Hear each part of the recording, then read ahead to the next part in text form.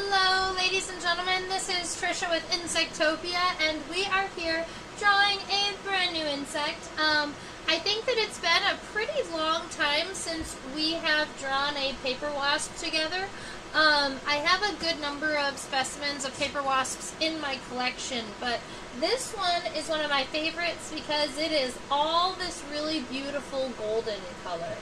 And this golden color is on the head and the mesosoma, that middle part of the body, but it also extends all the way, got a little brighter. It also extends all the way back to the end of the abdomen here. Now, keep in mind that this specimen is so big that I don't have the ability to zoom out far enough to get the entire specimen underneath the view at one time. Actually, it might work. We might be able to get it almost all the way there if I put it on a diagonal. Let's see if that works.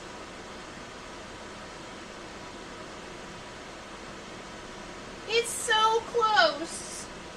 There we go. Perfect.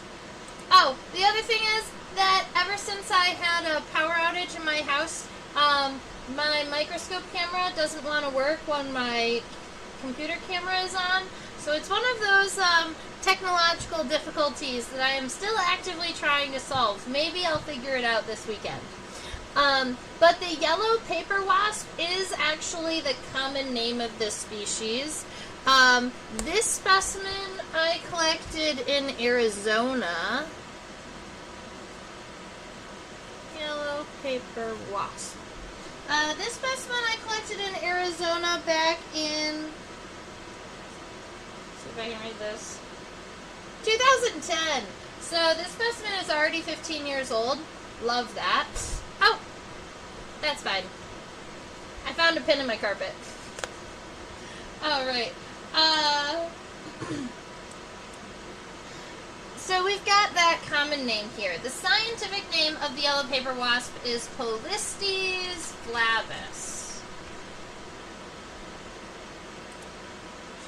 So many of you are going to know that the cool thing about a scientific name is that they use it all over the world, right? So it doesn't matter. It doesn't matter where you are. This species is always called Polistes flavus. Shout out to Mike, new to the channel. Welcome. Hi, Sewing Nancy. Nice to have you here. All right. So Polistes flavus. Now, personally, I'm going to be turning my paper sideways so that I can fit as much of this specimen in as possible. And I like it when they are. That's fine. We're gonna work with it.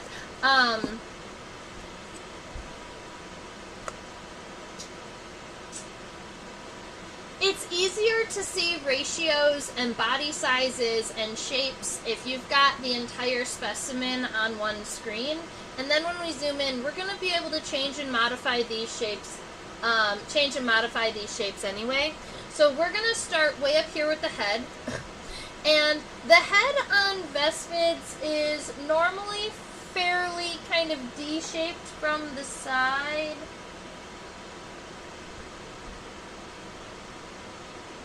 You might argue not this one.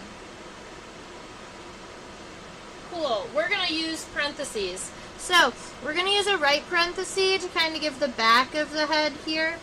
And then the front of the head is going to be more like a D shape, but one that's kind of dragging. So you want to make sure that this side is still pretty round, but it's going to go lower than your parenthesis and then come back up. And that is going to be the head shape that we start with on this Vespid here. So you've got that right parenthesis and then this kind of piece here that folds forwards. Now, our paper wasp also has we would call this as the cervix or the neck region of the body. And a lot of times, if you've heard any insect words, you've heard the words head, thorax, and abdomen, right? Those are going to be your three main body parts out of any insect. The issue with those words, specifically with bees, wasps, and ants, is that they don't work. So we've changed it. The entomologists have changed it. Specifically for bees, wasps, and ants, we go head, and then mesosoma and metasoma. This is because, I'll go ahead and tell you why. This is because there is a little bitty teeny tiny segment right about here that is on the mesosoma, alright? It is on this like middle main portion, but it's actually the first segment of the abdomen. And so if someone was to say the third segment of the abdomen, there was a big confusion as to whether or not you were supposed to count this segment here, or if they were actually starting it here. And because we've got one segment of the abdomen that is in the mesosoma over here in the middle, they gave them a whole new set of names to fix the problem. So anyway, the mesosoma here looks like it arches just above the head of the vespid, so I'm going to make sure it arches just a little bit, but once it gets there, it does narrow pretty sharply. Because our vespid, like any other paper wasp, is going to have a wasp waist here.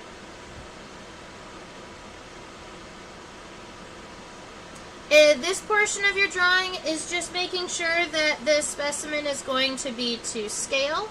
So trying to make sure that all of the pieces are about what we're looking for. So we've got the mesosoma here. That's going to be our middle our middle body portion. Meso meaning middle, and soma actually means body. So that'll help you remember it. Sometimes they changed the head name to the prosoma, so that it is pro-mesometa. I like just calling it a head.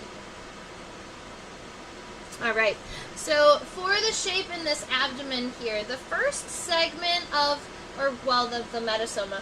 The first segment of the metasoma, it kind of, it's upward facing and doesn't really have a ventral sclerite, meaning it doesn't really have a piece of the exoskeleton on the bottom that is incredibly visible. So what ends up happening is you get this segment that kind of glaringly is almost triangular and moves upwards like this.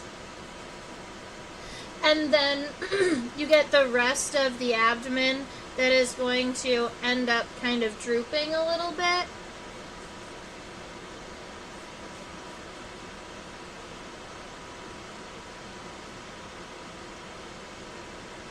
Sort of like that. I'm going to make it I'm going to make it fall not as long.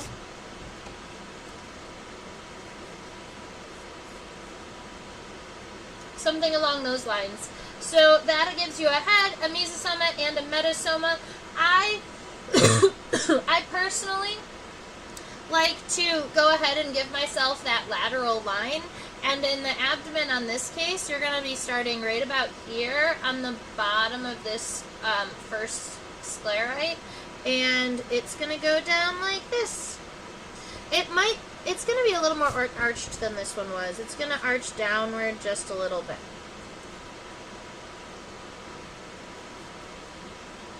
Alright.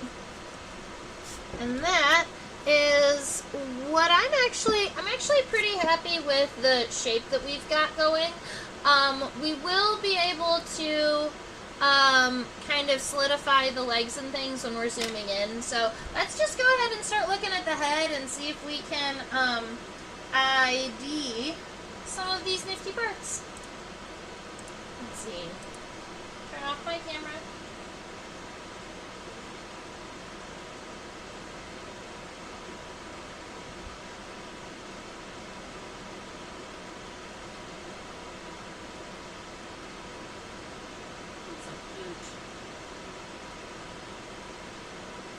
Notched eyes. I am personally kind of curious if this, I'm kind of curious if this vespid would almost look better on a black background, so I'm going to try it and see what happens. because it's such a bright specimen. I feel like maybe on black. Yes.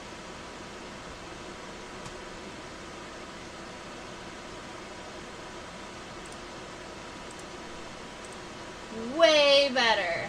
Alright, so we are all zoomed into the head here. I am seeing both sorts of both sorts of eyes.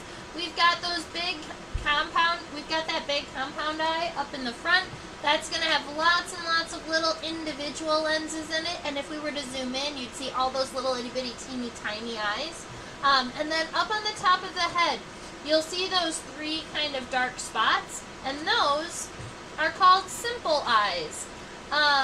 They are like light sensors. They don't really see colors and shapes, but they do see light and dark. They can kind of see shadows, and they can help, they'll help the wasp determine if there's a predator flying overhead, or kind of like what time of the day it is, those types of things.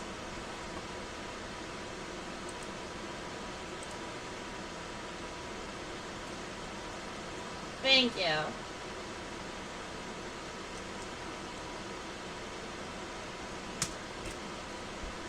Alright, we are all zoomed in now. So at this point, if you are drawing along with me, make sure that you're starting to use kind of darker lines, because at this point, what we're going to be doing is kind of adding some final lines, and we might even erase a good number of the lines that we've already drawn, because those are just sketchy ones. To get them on the paper, make sure we know we've got sizes and shapes all sorted. These compound eyes take up, admittedly, most of this head.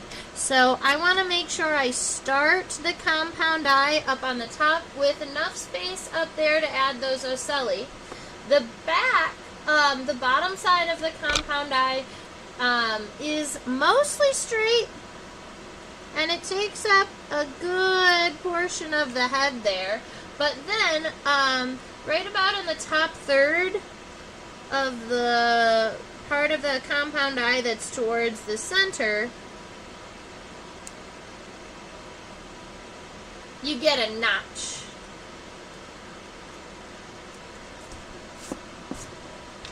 A little notch in the compound eye. I also personally like to add cross-hatching, which means I'm going to add diagonal lines in one direction and diagonal lines in the other direction. That gives us that nice compound eye look. And then way up here on the top of the head, I'm going to give those three little simple eyes. And if you were curious about a fancier name for simple eye, you could label them the ocelli. Ha! Fun word. They are always in vespids, they are always in sets of 3, and they are always in a triangle. 1, 2, 3. Way up there at the top. I might even kind of darken them in a little bit, because on this specimen, those ocelli are one of the very few things that are actually dark on this body. Alright. I do want to sort out a little bit of the back of the head here, because I do like kind of the bottom of this parenthesis. I like that we've got this kind of round shape happening, but then once you get up closer to the top of the head, instead of keeping it so round, I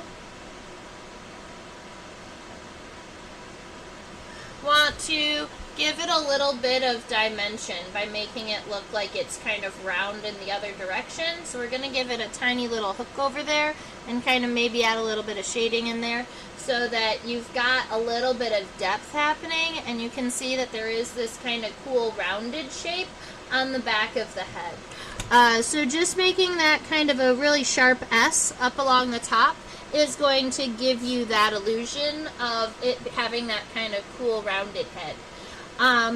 Along up above the ocelli, and we can come down, the notch is about lined up with the antenna of this specimen here. So the antenna are going to come out right around here. I'm going to give myself a little antennal socket, which is just this little itty bitty half little parentheses or little U there. And let's go ahead and refocus on the antenna and see if there are any characteristics that we want to make sure we end up sketching.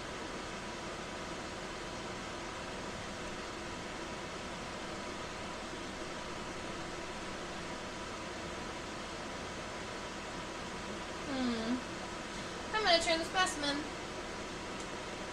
I want to be able to see one of those antennae clearly. That's better.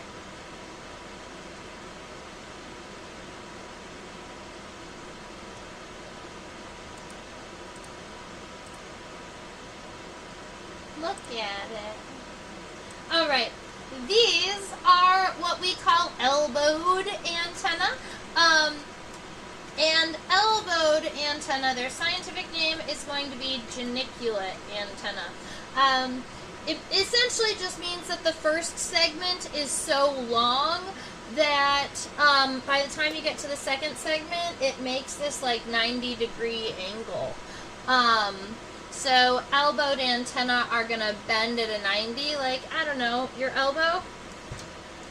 So that makes sure that first antennal segment is nice and long. Oh, I hope that I gave you enough time for these words. I'm about to erase them, so pause it here if you are still writing that.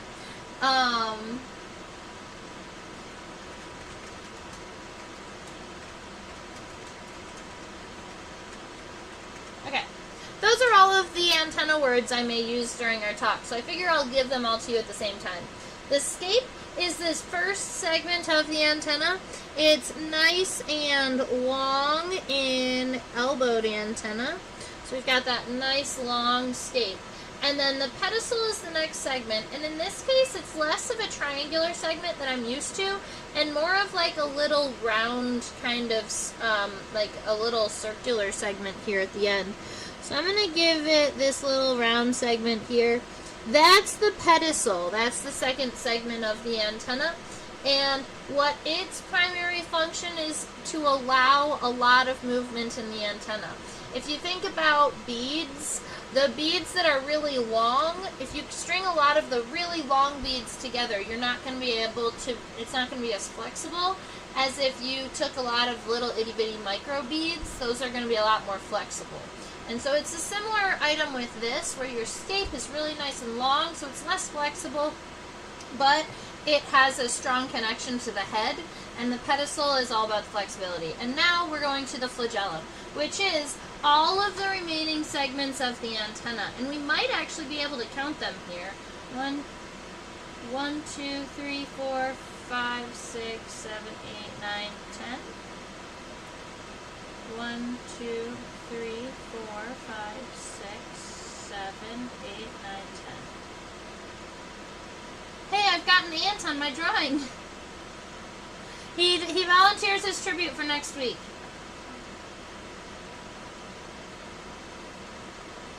I am counting 10 segments of the flagellum. Or we could say flagellomeres. For these, I'm going to just make the one kind of longer piece of this and then kind of subdivide them. I do want to make sure that the end of the antenna is the narrowest portion, and then it gets a little bit wider towards the end. We don't want this, we don't want the end to get too narrow. We don't want it to look like a club. So as long as you've got it kind of narrowing down, you're going to be okay. And then we are going to add all of those individual segments in here. And you can go back through and kind of clarify some of your lines if you want. That first one is actually longer than all the others. So this is 1.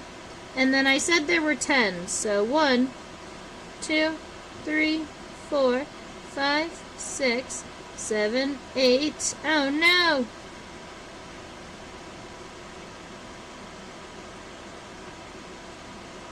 9. 1, 2, 3, 4, 5, 6, 7, 8, 9. I added 2 to the end instead of changing it. Alright, so we've got the proper number of segments on there now. I'm happy about it. That is a geniculate antenna, nice and bent. This is also the antennal type for ants, like the friend who is just on my paper.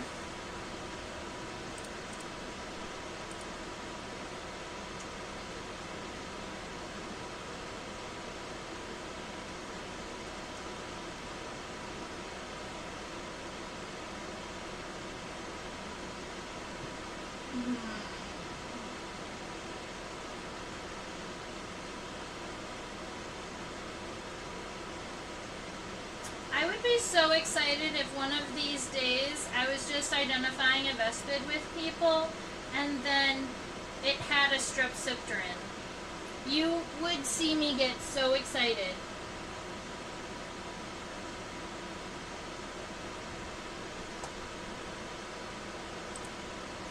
Okay. At this point, really what we have to finish up with the head is kind of this bottom region here. We have to worry about the mouth parts. The cool thing about the mouth parts on this specimen is they are not super incredibly visible. You can see the mandibles. That's what's that triangular piece on the bottom. So here, I'm just going to make sure this head kind of stays nice and round up on front of the compound eye. And then once we get to right about at the end of this compound eye, there is a suture, meaning a break in the exoskeleton, so you can kind of create this line here. And that is also going to determine where these mandibles kind of start. So I'm going to, after that line, kind of flatten out and come back this way. Because right up in front here, this is where the mandible is.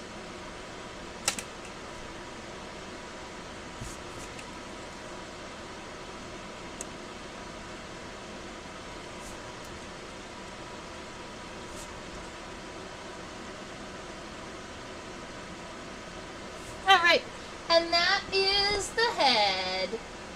He's so cute. Cute little mandible down there on the bottom. There are some little palps down here, but they're so hard to see in really good detail that I'm not going to spend any time drawing them. And now we get to move on to the mesosoma, so that middle body part here. I want to get the body part done first, and then we can add the legs to it.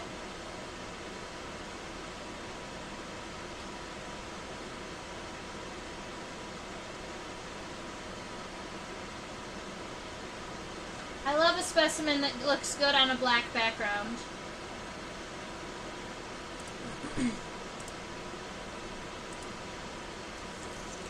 Okay.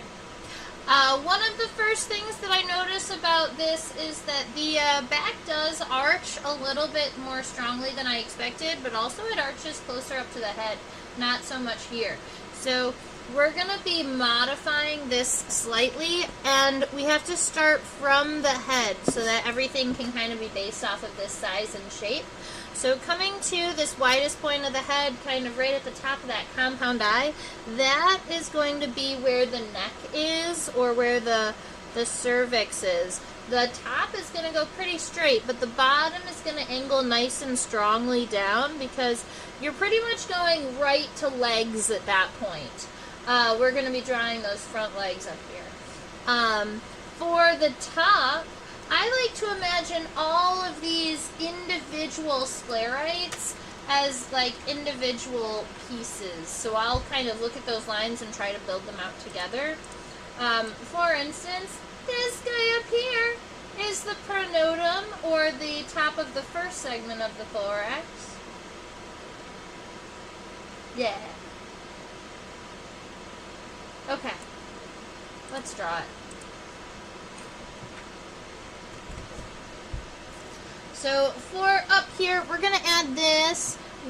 It's actually a pretty nice straight angle, and the top of it ends at the top of the head. So we're gonna give ourselves this kind of straight angle here, and this is what we're gonna base pretty much the rest of it off of. So instead of arching it so far back, I want to make sure that that arch is up here, pretty close to the front. And then once we get to right around where our peak was, we're still going to be dropping at that point. We just kind of shifted it forward a little bit. And I'm going to erase that sketch line now because we don't need that anymore. Yeah.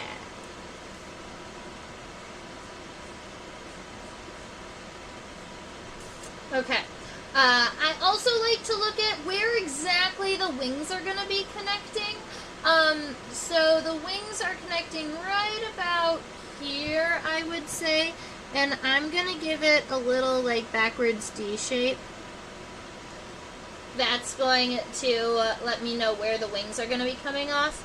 Vespids or paper wasps like this specimen here, they tend to have these kind of really, they fold their wings really flat over their backs. So you can almost just make these wings really nice and narrow and just all the way to the back of the abdomen. And that is going to be pretty much successful with their wings. You can also do the other side. Just make sure that they come...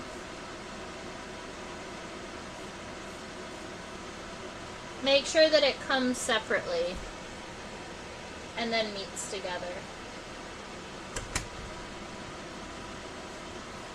Notice the wings are pretty light while I get everything else sorted, but I'm happy with where those wings are. Alright, we've got the wings. I need to make sure we subdivide some of some of these pieces up here. So way up here at the top, we're gonna kind of come down and go up. We've got this plate that's here, kind of on the top of our paper wasp, and we've got another one right here on the side that kind of comes down and arches over.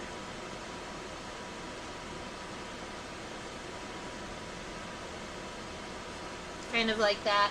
In here, this is where we're going to have our front leg pieces, and then our middle leg is going to be starting right around here. So it's nice and round on the bottom, and then we have this shape that follows this, comes almost all the way up to the wing, and then comes down. Now this is the second segment of the thorax. So this is actually where that second leg is connected to. So we've got this kind of plate coming down, and we're going to have a coxa or a hip bone coming right off of that. And then for the rest of these, we've got a number of really kind of smaller segments in here, and my goal is to get the ones that matter.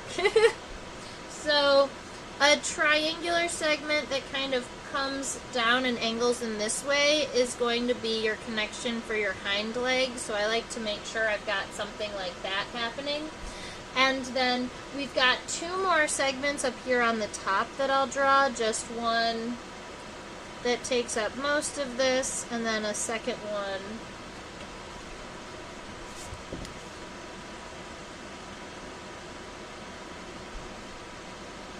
before you get to that wasp waist. And I am going to be narrowing and moving the wasp waist up a little bit so that I get to keep all of these pieces proper.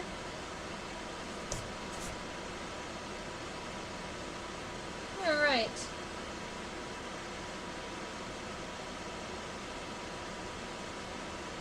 Perfect. So we've got this mesosoma kind of started out, getting all of these pieces all sorted. I think what I want to do is go directly into drawing the legs, because I really want to get the legs on this specimen. So while we're drawing the legs, let's talk fun facts about paper wasps. One is that paper wasps do live colonially, right? So you are going to have a queen. You're going to have workers, just like in honeybees or like in bumblebees. The males are drones that don't do much, so just like honeybees and bumblebees. But in vespids, in paper wasps, what I find really kind of cool and fascinating is that the females, the worker wasps, when they feed the immature wasps, when they feed the grubs will regurgitate or like produce like a sweet sugary treat for the adults that feed them. So the adult workers actually get treats, like they get a benefit from feeding the babies. That makes me smile. The babies feed the parents, feed the workers back, and I love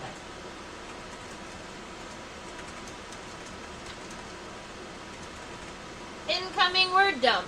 Alright, these are the parts of an insect leg. We've got the coxa here. It's right at the base of the leg. That's kind of like your insect hip bone. The next one is visible on the screen, but it's not going to be visible in my drawing the way I'm drawing my specimen, so I didn't write it. But it's right here. That's the little trochanter. It's like a little kneecap. Next is going to be your femur, and then the tibia and the tarsi, but we're going to refocus when it gets to that. I just wanted to make sure we knew that this piece right here that's coming down and is even with the rest of the body, that's actually the coxa there. So that's the hip bone. And the femur, I'm going to take it and I'm going to move it forward rather than moving it up like it is in this illustration or in this specimen. So my femur is actually going to be coming forward like this. And I want to connect the femur to the back of the coxa, and then anything that I go over, I'll just make sure that the femur is on top, because you don't want to be able to see that through it. Alright, so we've got that femur. Now let's go look at the length of the tibia in comparison and all that fun stuff.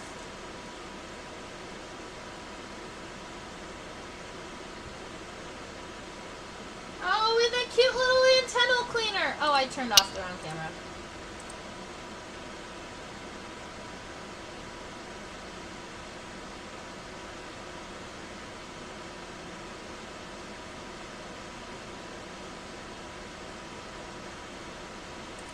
I'm going to have to zoom in or change the lighting a little bit so that you can see the antennal cleaner, but it has one and it's super cute.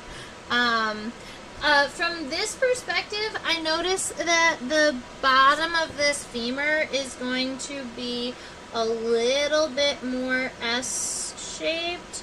It's got a little bit of a curve to it. So I want to make sure I add, even those small details are going to make your specimen or your drawing really stand out. The tibia here is way shorter than the femur, so make sure that if you're in a habit of making your femur and your tibia the same length, we're going to have to break that today. The tibia is much, much shorter.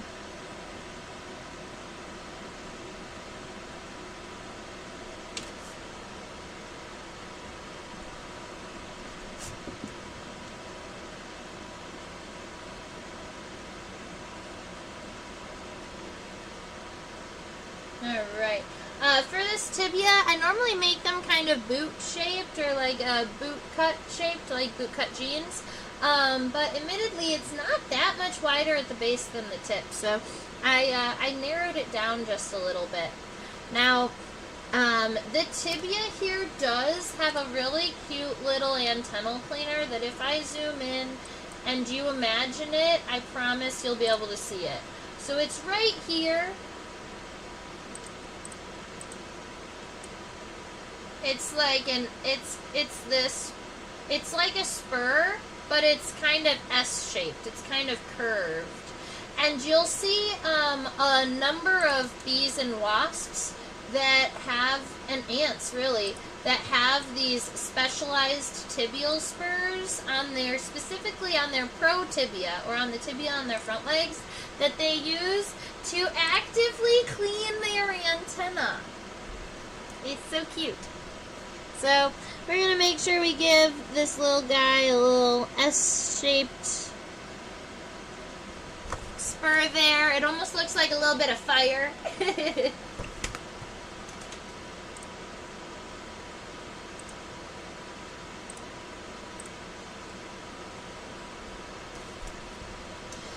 Alright, and then with tarsi, we always count them. So we count 1, 2, 3, 4, 5 tarsi. There's one rectangular, I said that word properly. There's one rectangular, 3 triangular, and then one, the last one, I always call that segment kind of raindrop shaped because it's narrow at the top and round on the bottom, so it's kind of like a little raindrop. But anyway, we have that first one, which is nice and long and rectangular. And admittedly, if you take the first tarsal segment and the tibia and combine them, they are just a little bit longer than the femur. So that first tarsal segment is going to be helpful for the wasp to kind of balance out the short tibia there. So you'll always notice that that first tarsal segment is going to be straighter, and then when you get to those little itty-bitty segments, those are more like the feet, where those triangular segments are going to kind of flatten out pretty fast. So you get those kind of 3 triangular segments, and then there's that raindrop segment with the claws. So that is head and front leg. He's cute so far. Alright. I also want to add this kind of T-shaped line in here, although I want to make sure that it does not actually touch any of the walls, because it's not a break in a sclerite. It's not a different piece of the exoskeleton. It's just either a fold or a coloration there.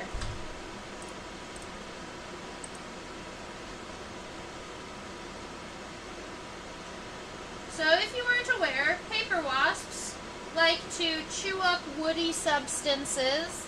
So they might go to a rotten log, but they are more likely, funny enough, to be found kind of nibbling on fences and porches and all types of other wooden things.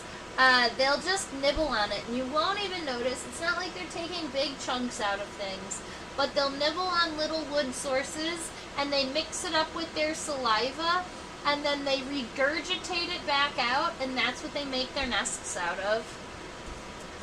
It's like little paper mache nests. Alright, so the next leg is connecting to this big segment right here, and it's going to be this coxa. If we look right about, oh come on Terry, don't be nervous, there we go. Alright, this is that coxa right here. So it's kind of long and narrow, almost oval shape, and it's extending out towards the abdominal region. Yay!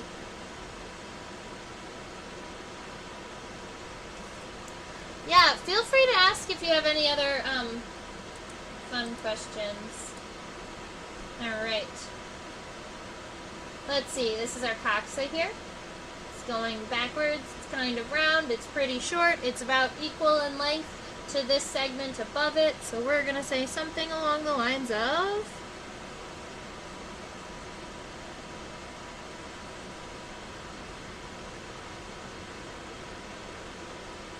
maybe a tiny bit smaller.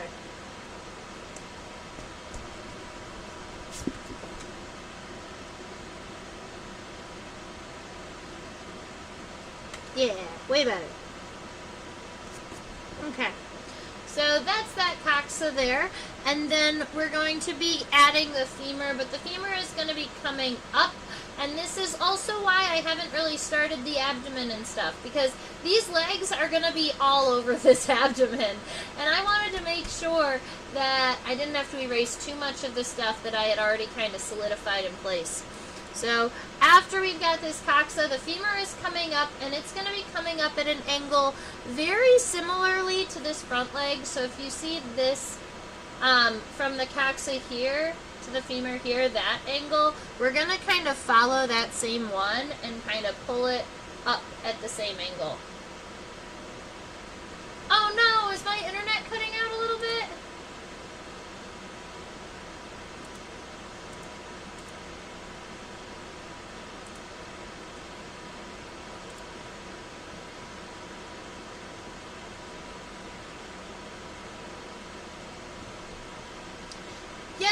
right, totally. So these wasps are called paper wasps because of like the paper mache they make to build their homes.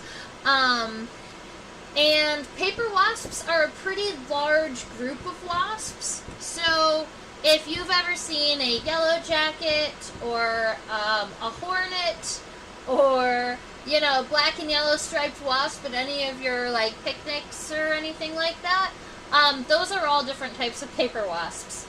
It's just that this one in particular is the yellow paper wasp, so it's like a really pretty golden color. I don't know how to fix the fact that my internet is being a little bit spotty.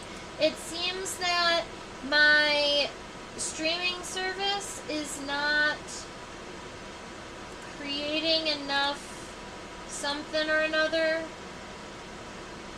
Not receiving enough video to maintain smooth streaming.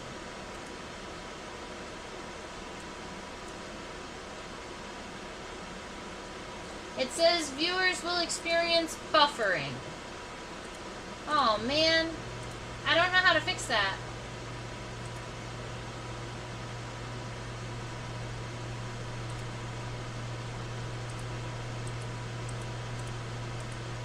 Alright, if it doesn't fix itself in approximately the next 3 minutes, I'm going to go ahead and stop the streaming and repost and restart it.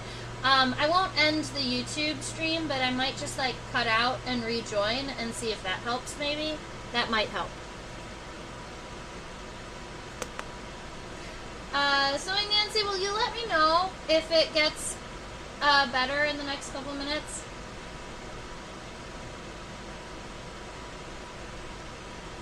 Alright, so the femur is going to be coming up at this direction. It's not horrible. Okay. Femur is coming up. It is very much straight on the top, but then along the bottom it's kind of roundy. Like this. We've got a decent length femur, but it's going to be, I would say that the femur on the front and the middle legs should be very similar in length. The hind femur is going to be much longer. But the front pro and the meso femur are going to be fairly similar. I always like to end the femur also with this little C-shaped because it gives you a socket to add the tibia to. Keep in mind that the tibia is short. Alright? Significantly shorter than the femur. Don't try and make it longer or the same length.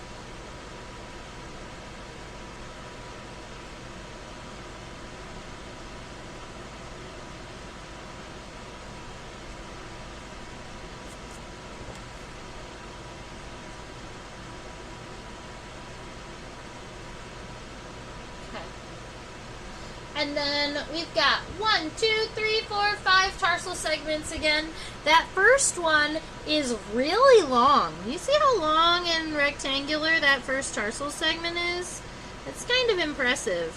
And then at this point, we also get the really cool, at this point, we also get the really cool tarsi that have those little kind of like spines on the bottom side of them. Long enough?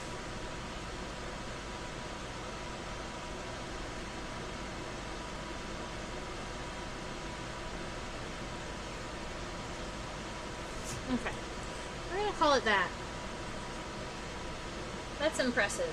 Okay, so that's the first tarsal segment, and then we have 4 more to do, but the next 4 are going to kind of start to bend out so that this wasp can walk a little bit. And that's going to look like this. It's going to go 1, 2, 1, 2, 3. Little 4 is little itty bitty. And then 5 is a raindrop with claws.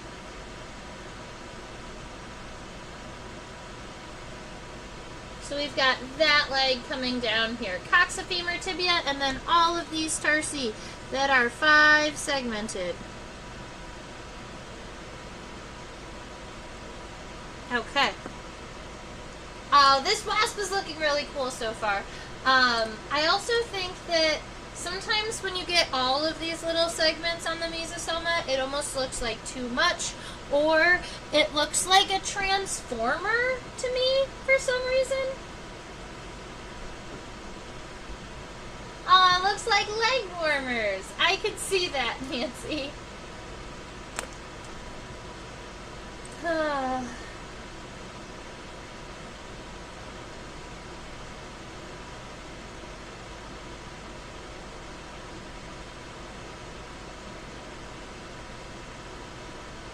I thought that this was a complete specimen,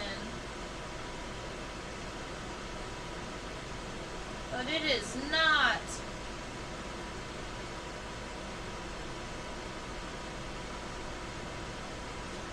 We either get to do our own imagination for this, or you can leave it blank, or you can look up an image of Polistes flavus to fill in this space, because this specimen is missing 4 tarsomeres on the hind leg, and I thought I checked that before picking it, but that is sometimes just how it happens. So we can see this hind leg here. This is that coxa, this is the femur, this is the tibia, and then this is just one tarsal segment. It's long and rectangular, and you're going to have 4 more segments that are like these that get shorter and shorter, but the hind leg is well known for being kind of elongated in this group of wasps. So it's very possible that those segments were incredibly long, especially it being on the hind leg. And we won't know. Okay. So this hind leg is connecting onto this shape right here. It's going to be right about there. We are building that coxa. And something wild has happened to our sizes. I think I need to make this segment a little bit smaller.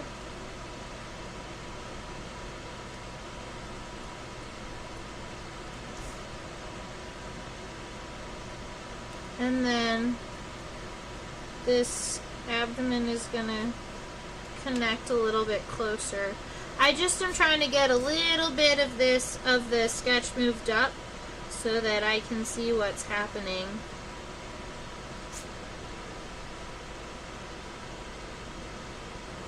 We're going to be kind of shortening things up a little bit, I think.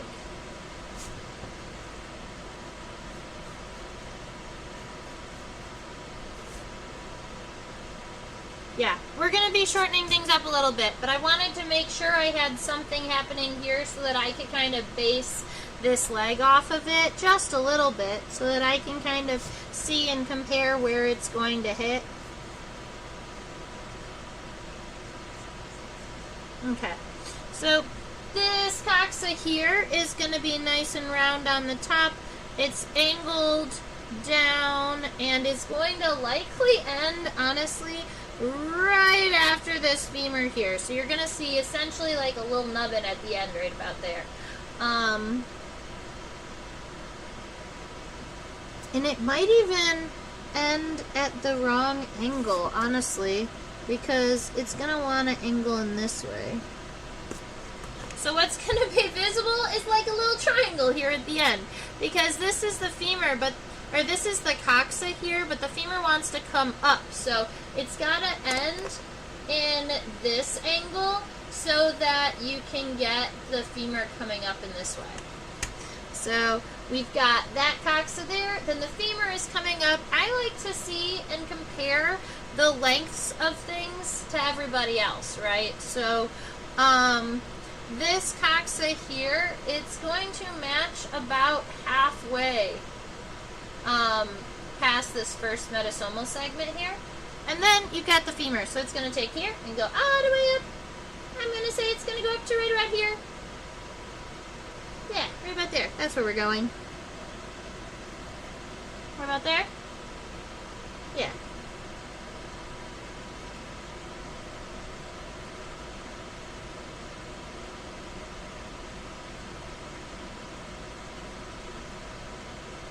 And that is the insect's hind femur, or what you would call the metafemur.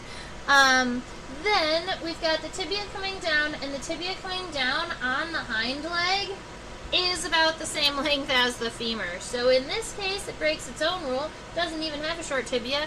So if you take this femur set length here and kind of rotate it around, let's see. That tibia is going to be coming way down to about here. So I'm going to make sure that you start all the way up here. You get a little bit wider towards the end.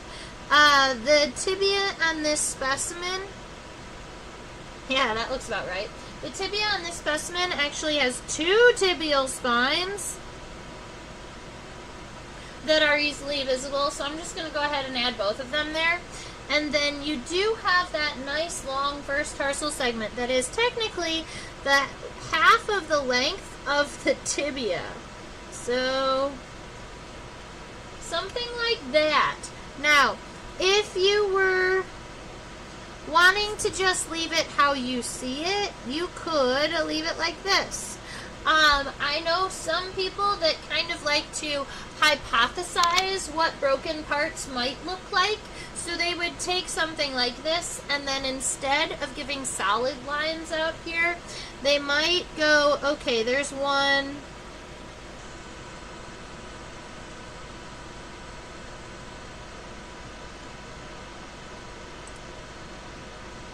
Alrighty, so my stream health says that it is back to normal, so I am hoping that the audio and the video have all caught up and synced, and the stars have aligned, and the planets and things are going smoothly.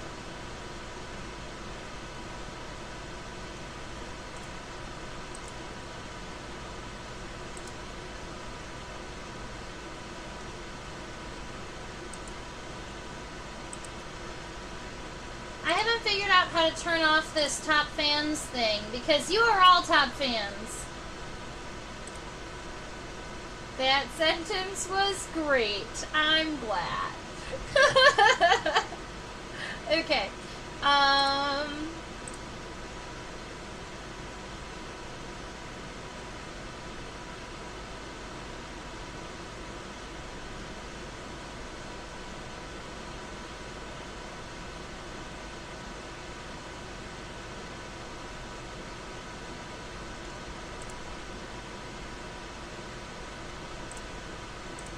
So now which bits do we have to look at and focus on for finishing up our vespid and that, or our paper wasp? And that is the, what you could call the abdominal region, but is truly the metasoma here. And we get new words because we've moved off of legs, so we're not looking at coccyx, femur, tibia, all those words anymore. What we are looking at now are the top plates of the abdomen and the bottom plates of the abdomen, because the top plates and the bottom plates get different names. On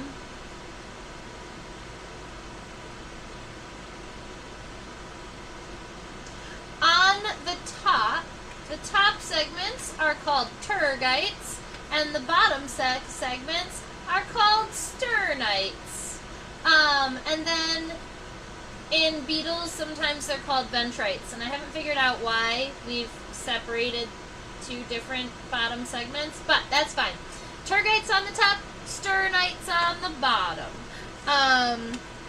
And you can physically see the lines that separate the top segments from the bottom segments. So this line right here, that's our lateral line.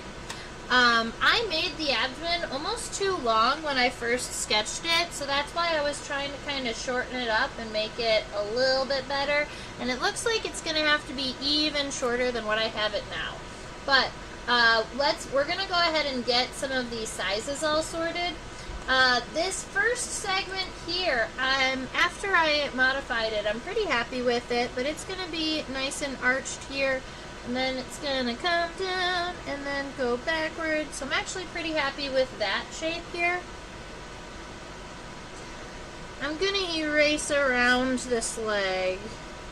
And I can still see the shadow of these lines, but I'm trying to kind of recreate something. So I want to make sure that the abdomen ends just before the length of the tibia here.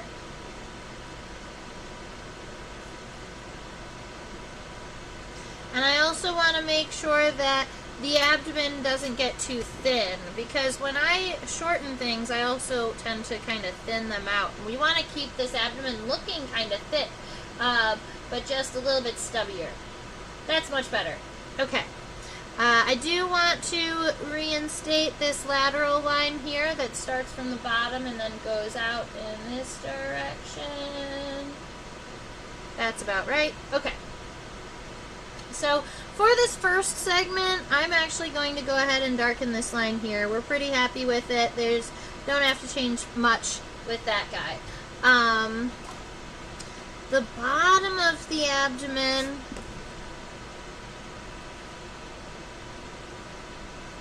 is actually going to kind of look like it's connecting underneath that a little bit. So I'm going to widen this abdomen by just a little bit by doing this. That is going to make things look a little bit better. Okay. Let's count some segments. 1, 2, 3, 4, 5-ish. I'm going to try that again. 1, 2, 3, 4, 5. Cool.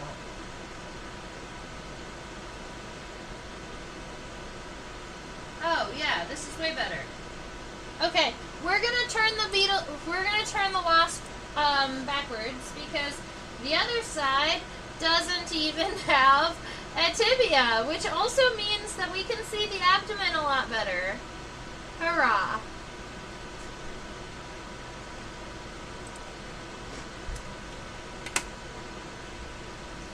So we've got this first one here that kind of comes up, and on this side the bottom does look like it ends there. I wonder what, there is some type of something messing with my brain. Very good. Alright, that first segment is really nice and long though. It actually takes up, I would say, more than half of the region. So you're gonna just kind of split this wasp abdomen in half really lightly, and we're just gonna make one straight line. Right now we're kind of just estimating the lengths of the segments here. And then there are, in addition,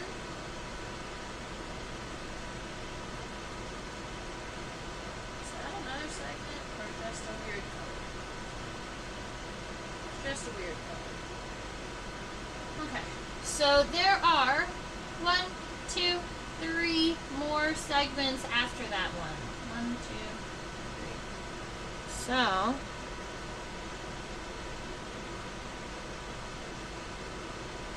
and they're kind of angled a little bit. So after this point, we're going to start angling them further on the top and closer to the body on the bottom. So we're going to go 1, 2, and then this would be technically the third. Yep, that's what we're going to do. Okay. So that's what we've got for our start. And at this point, I want to draw each one of these segments individually. So I'm going to take this first one, I'm going to go all the way down to where that line is, kind of cross back. When I get to where the line meets the lateral line here, instead of making a 90-degree angle, I want to make sure that this kind of is a curve. I want to make sure those are nice and smooth. Kind of like that. And then as we continue, we're going to do the same thing. The next segment, when you draw it, just like step it down just a little bit. A little bit lower than the next one to give a little bit of separation. You're going to follow that diagonal line down, you're going to hit that lateral, and then you're going to curve over to meet the last one. Alright? And that's how this works. We're going to go again. Angle back, curved to the lateral line. So we've got those top sclerites here. Now, the bottom ones are a little bit different. So let's give the solid line, I'm actually going to be committing to kind of this shape here now. And the the bottom segments,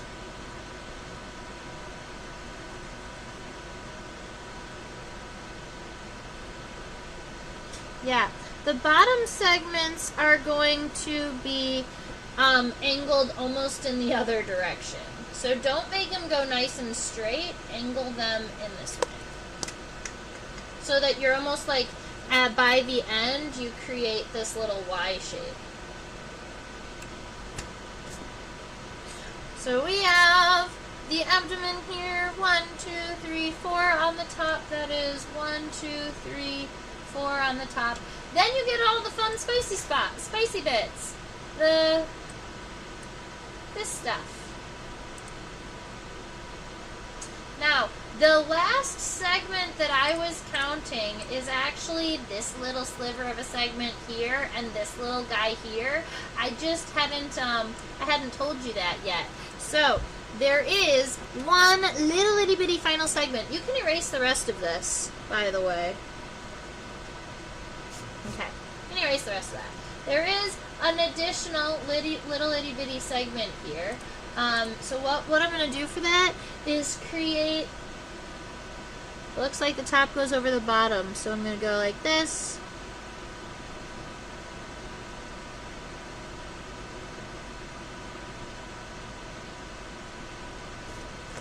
Alright, so we've got another kind of additional little segment down there, and then we have those two.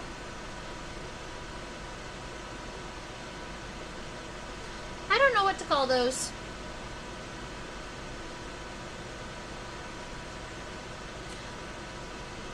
But they are shorter than that.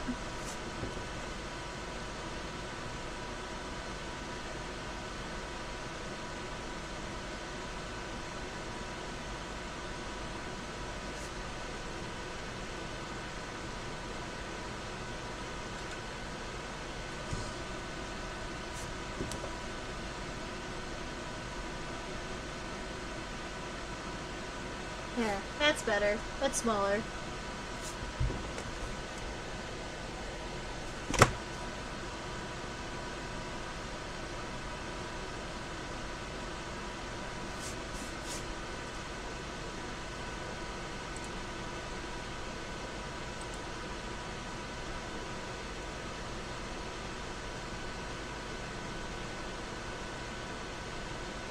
Yeah, stream died a little bit ago because I restarted my computer, but now everything seems to be matching and things. So at least there is that.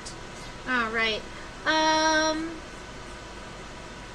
Yahoo! Yesterday was National Left-Handers Day. Yay! Celebration for all of us left-handers. The world is tricky. There are never scissors around. All right. And last but not least, I'm happy with the length of my wings and where I set them. So I am just going to kind of darken these lines and call it a day.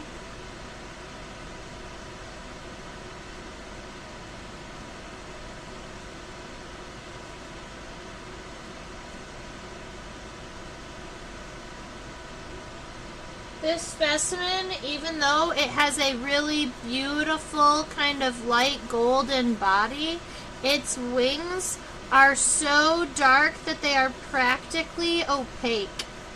So we don't even really have to worry about wing venation too much. If you just kind of darken in the wings really well, then we're not even going to worry about wing venation here.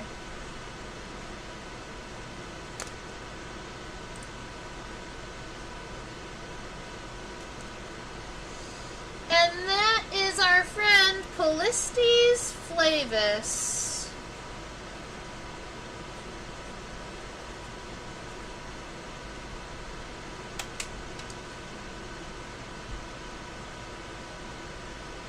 Alrighty.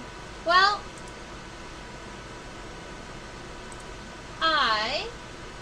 yay!